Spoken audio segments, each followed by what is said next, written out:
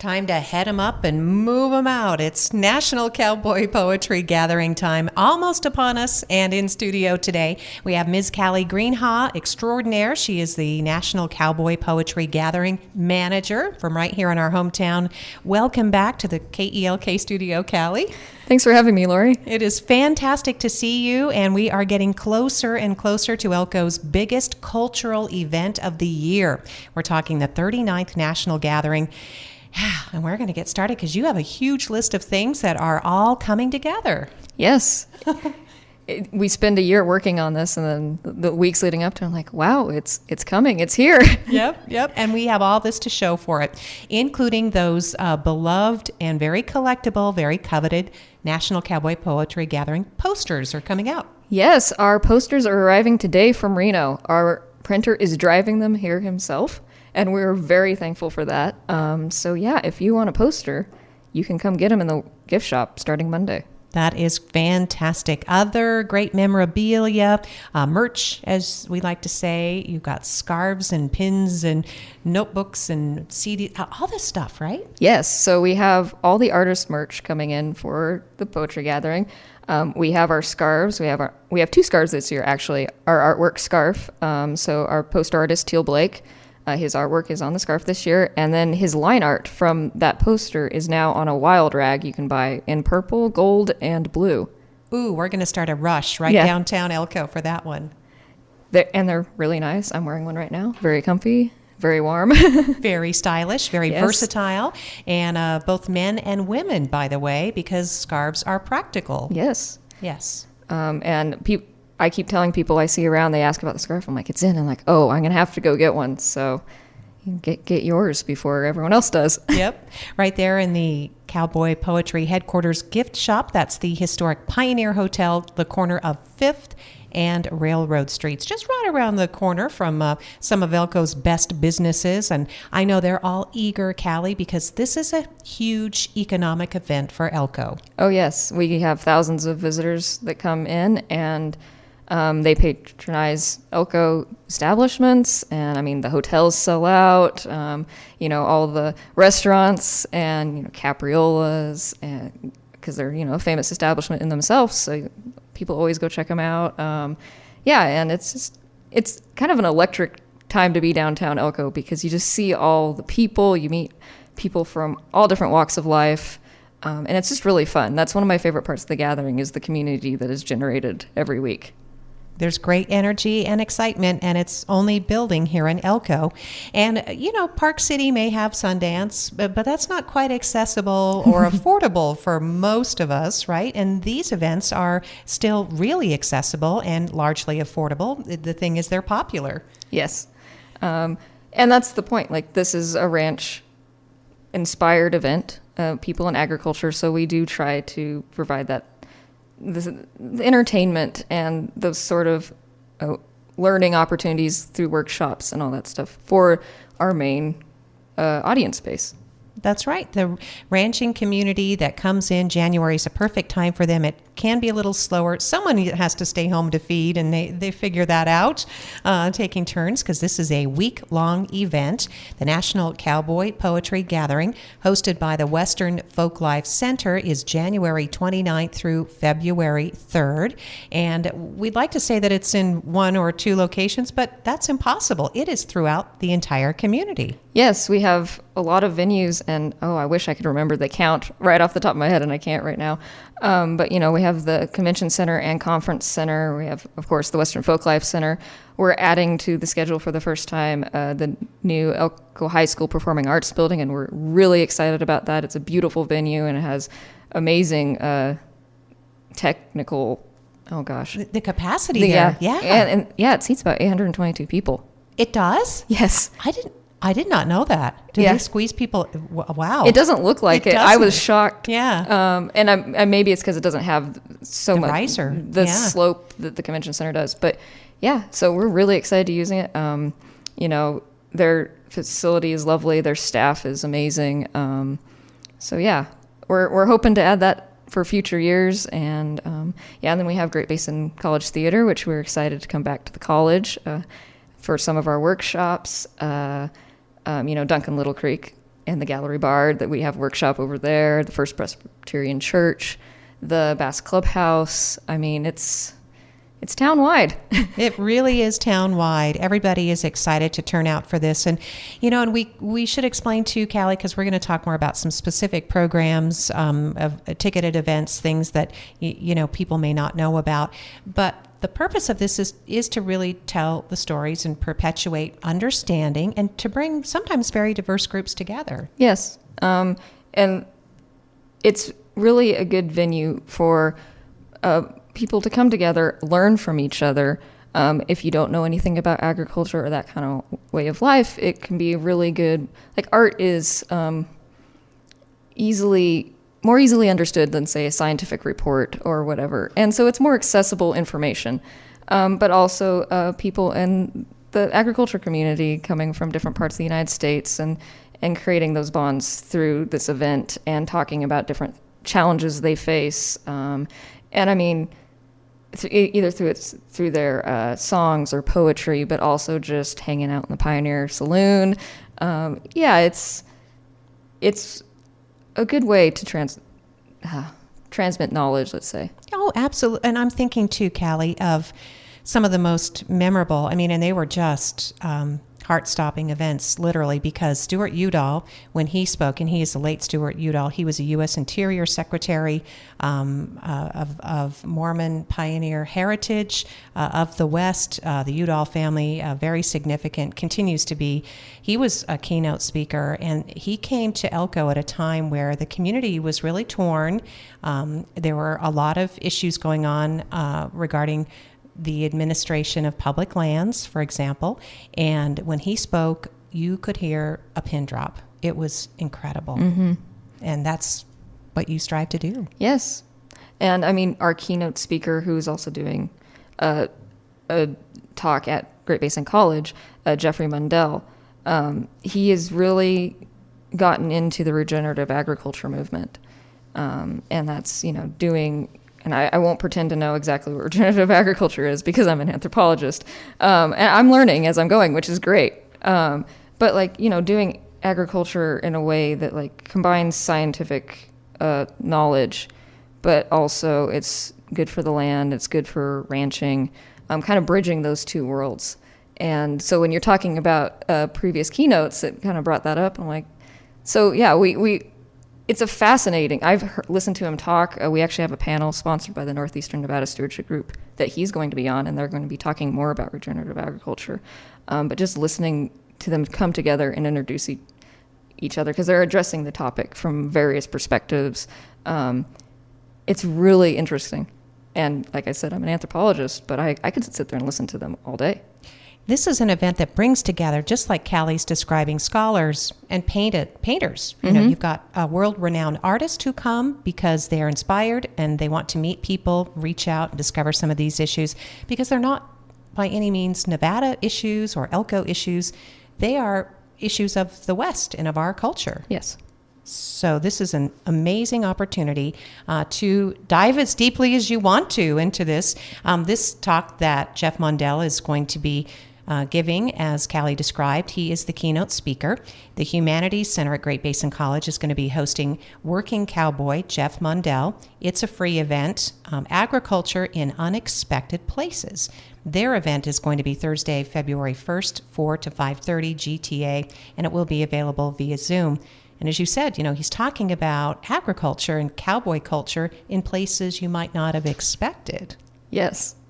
And it makes me want to go just so I know what these unexpected places are and how they're doing it. Exactly. Because it's about spreading, again, that message of resiliency and being adaptable, certainly. So that's just one example of an event that's coming up and a great collaboration that the Western Folklife Center has with our community partners. Did you want to highlight some of the programs that you're especially looking forward to? Yeah. Well, as I said, the panel on Saturday morning in the G3 Theater is going to be amazing. So there's one. But there's some really great programs and that are a little bit more easier for locals to go to because they're early week shows. And one is called Right Where We Belong, and it features Corinne Marie, Olivia Romo, and Forrest Van Tile. All of these are great performers. Olivia does poetry in Spanish and English, and she wrote actually the essay for our program book, and it's just beautiful. So if you get a chance, you should read it or go see her in person. And Corinne is kind of newer. She's played with Michael Martin Murphy in his band, but she has really good music, and Forrest is just really fun. And then on Tuesday, we have Home is Where the Horses Are with Junie Fisher, Amy Hale, and Gail Steiger, which will be really, really fun as well. And, early week shows, because the main gathering audience comes for Thursday through Saturday, I should say. It's easier for locals to come. Now, those early week shows, as you said, the Monday, Tuesday, they're at the Western Folklife Center? They are at the Western Folklife Center, and I think they're, Right Where We Belong is $30, and so is Home is Where the Horses Are, so it's very reasonable. Very reasonable, yes. Oh, yeah, for that quality entertainment and people that are touring nationally and sometimes internationally and coming right here so that we don't have to venture out very far at all. Right Where You Belong. That is the theme of the gathering this year. It is. And, as I've said, the gathering is this community that, it's the Elko community. It's all the volunteers, all the businesses, all the people that help us out to bring this great event. It takes an army, but it's also all the people that come in. And, for a week every year, we just have this awesome, it's like Burning Man, only in Elko. It's like the community just pops up out of nowhere, and you can tell who's here for it. The cowboy hats, the cowboy boots, just the really fun styles of dress. It's just really fun, and everyone enjoys it. Everyone's super helpful, super friendly. I know we've had stories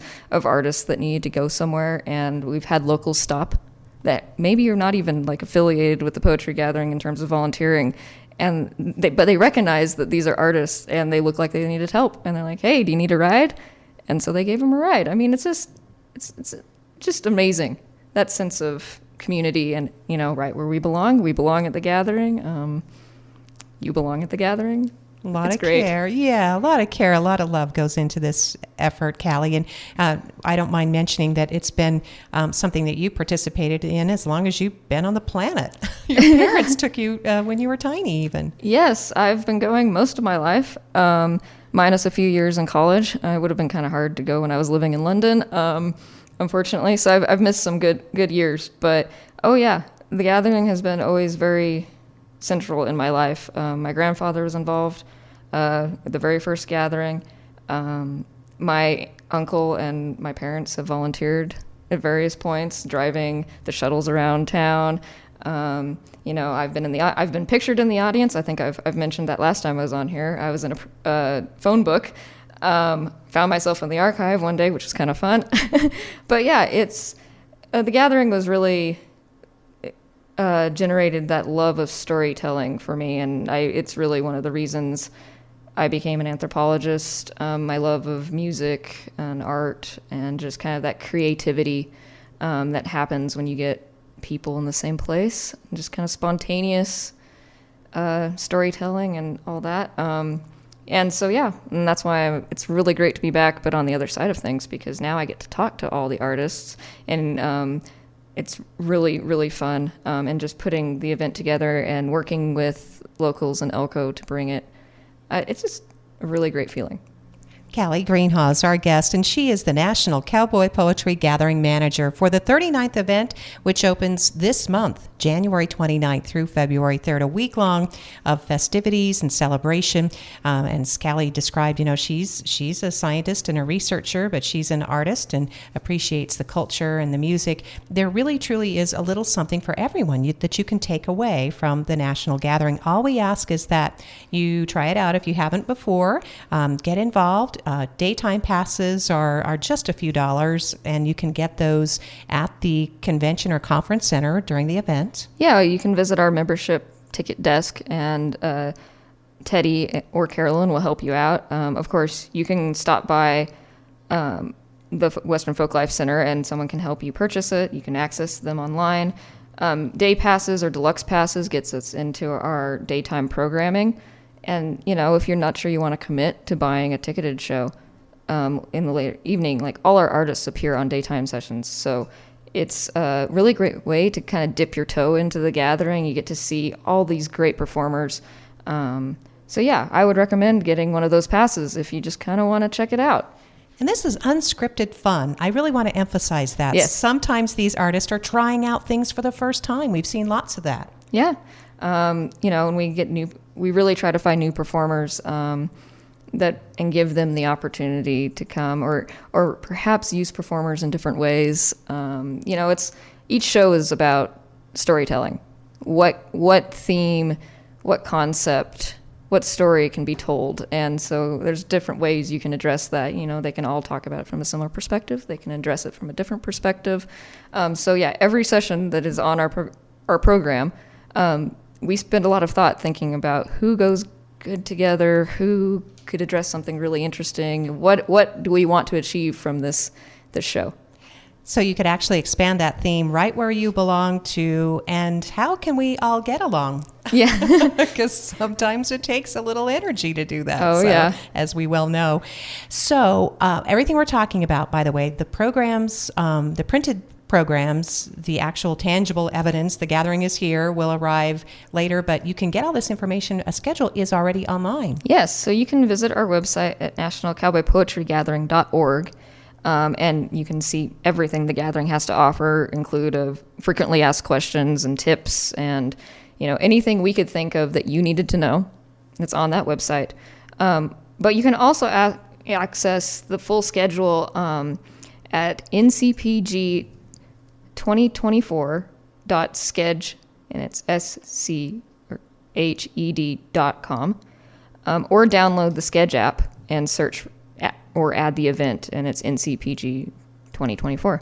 Oh, there is an app that you can get on your phone. There is an app, and it's actually really nice because you can search by performer, and their schedule comes up. So you can see everywhere that performer is going to be at what time, what day. So if you are a fan girl or a fan guy, you can just get right in there and follow that performer. Yeah, if you're a Ned Ledoux fan, you just enter Ned Ledoux into the filter, and away you go, or whoever you really want to see. Well, that is one thing that I think we should really emphasize, that Executive Director of the National Gathering Western Folklife Center here in Elko, Kristen Winbigler, has brought the latest, greatest, most available technology to right here at home. Mm-hmm. And, I know everyone has, that fondness for the physical program book or the schedule insert, and that's great. But, sometimes if you don't want to carry it around, yeah, and you have a phone and want to use your phone, and let's just say the younger generations are a little bit more phone oriented, we have that for you too.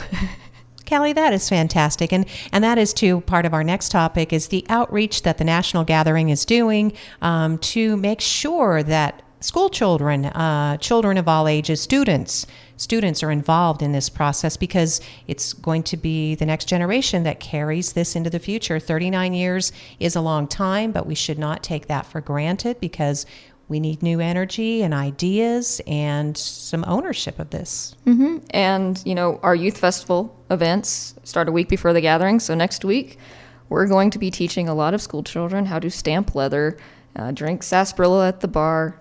I mean, what kid doesn't want to sit at a bar and have sarsaparilla, right? And I know we have some fun things happening in the exhibit for them. So it's kind of a fun way to introduce kids to, this type of life. And we want to thank, I know Jan Peterson has been doing this, and she and others come together. They hang the artwork, which is, we also look forward to that. That's going to be hung soon. Yes, today's the last day for people to drop off or teachers to drop off their kids' art. So very soon it'll be in the G3 theater for people to look at, and it's always wonderful to see what they come up with. Kids are so creative and interpretive. So were you able to entice Meg Glazier back to help with any exhibits, or? Well, she's volunteering. Oh, good. Oh, okay, yeah. So you'll get to see Meg, because we know that she dedicated most of her professional life to making sure this gathering was successful, and so it'd be nice to show her a really good time so she can just relax and enjoy this one, and say hi to Meg and thank her. Oh, yeah, Meg is amazing. She's done a lot for the Western Folklife Center over the years. Some really great programs, some really great exhibits. And she's always a phone call or email away if I need help or anyone. And she's been really great resource to learn from. So she will probably be on hand. You've got an exhibit at the Wiegand Gallery, right? If you want to tell us about that. Oh, yes. So we're in the process of installing the exhibit. So let's see. We have photography by Joseph Haberl, who's I love his photos. It's like kind of contemporary Western landscape life. And there's this one photo of this gentleman standing. I don't know if he's on top of a mountain or kind of like a hill. My memory's failing me in that regard, but he's just kind of standing there holding his hat over his chest, and it's just very, very contemplative, like kind of stoic. And that's probably my favorite photo out of all his photos that he gave us. And so, yeah, if you get a chance, stop by and look at his photography, because it's really, really quite evocative. And then we have Teal Blake, the poster artist. He will have his original the painting that the poster art is based off of. The original one will be hung in the gallery, and he's also giving us some of his original artwork. And then we have James Shoshone and his ledger art. Who I love looking at James' work. Oh, it's beautiful. And he will be in the gallery nice. at some points, working on some of his pieces. And then we have our contemporary gear collection will be in the exhibit. There, we didn't take much of it out. It'll maybe shifted positions.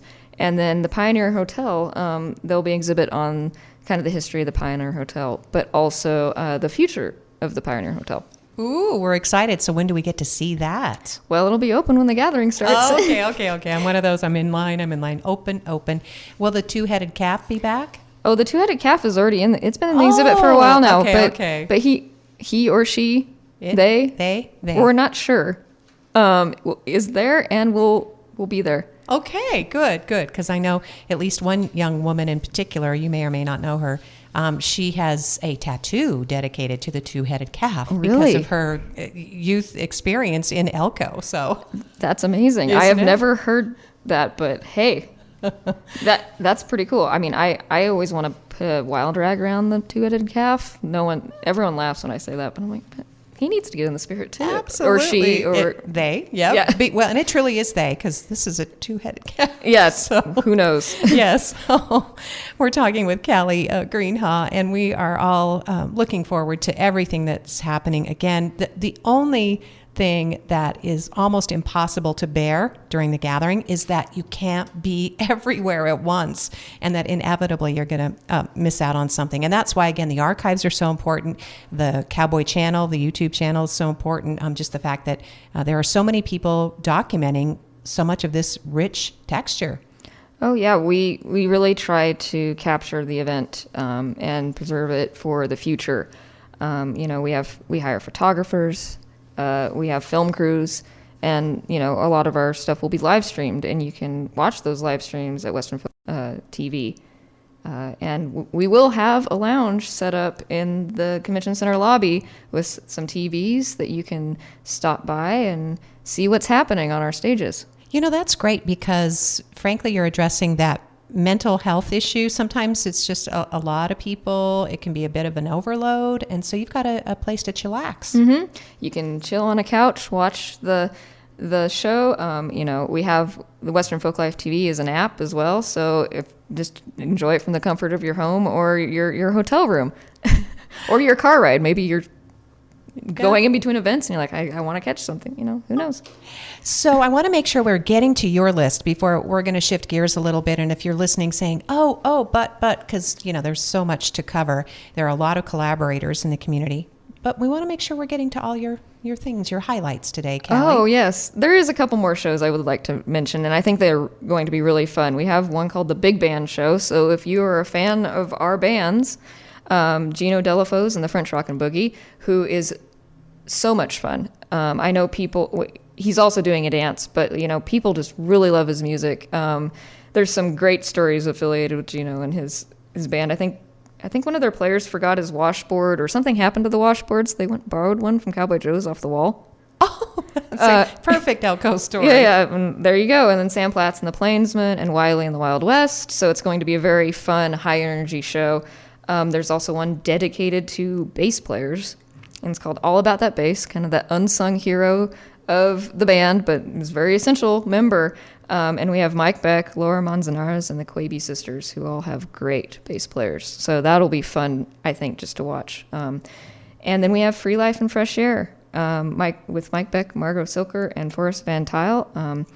And that's, the last day, Saturday, in the G3. And, Mike Beck is an amazing storyteller. I could sit and listen to Mike Beck's song or just him talking for ages.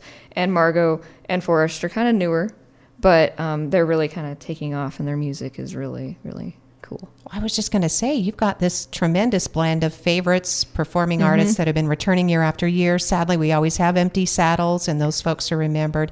But then, as you mentioned, Margot, wow, that's a great opportunity for people to hear someone who you said is really a rising star. Yeah, she's really taken off in her solo career. She used to play for Forrest, and now I think she's doing her own stuff. I mean, she's in Europe right before the Gathering, and so she's growing, and it's fabulous to see some of our artists kind of taking off on their own.